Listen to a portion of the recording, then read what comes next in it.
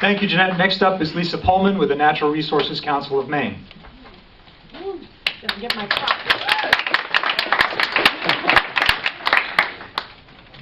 You gonna hold it on? Okay, great. So, things have been very challenging on the environmental front as well, and now a new open pit mining bill, LD 1853, was introduced just a couple of weeks ago. It would allow much more toxic mining pollution than Maine's current rules allow. This complex and sweeping bill was released for public review less than 24 hours before the public hearing.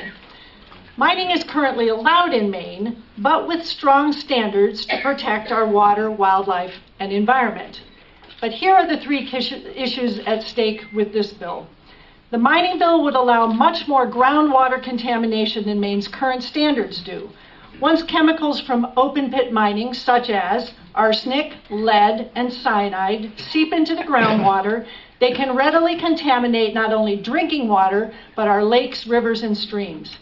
Cleaning up contaminated ground and surface water is very difficult and expensive. Second, mining companies are currently required to put money into a trust for dealing with pollution and mining disasters. The proposed bill allows much less secure methods for keeping that funding adequate and available. Without adequate funds, cleanup costs will fall to Maine taxpayers. This has happened at the mine in Brooksville, which is now a Superfund site.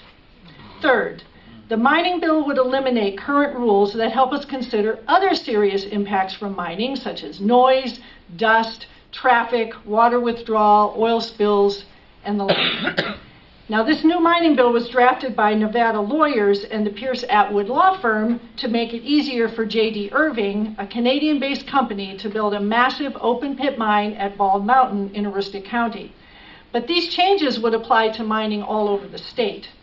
Without maintaining our strong environmental protections, mining could have devastating consequences around Bald Mountain, as well as in other areas with similar deposits, such as Moosehead Lake, Cobscook Bay, and all up and down Maine's down east coast.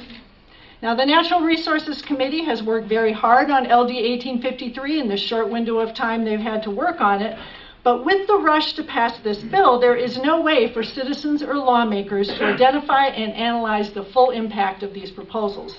And it is not prudent to risk a weaker statute with the belief that these very serious issues can all be worked out in rulemaking. Laws always trump rules.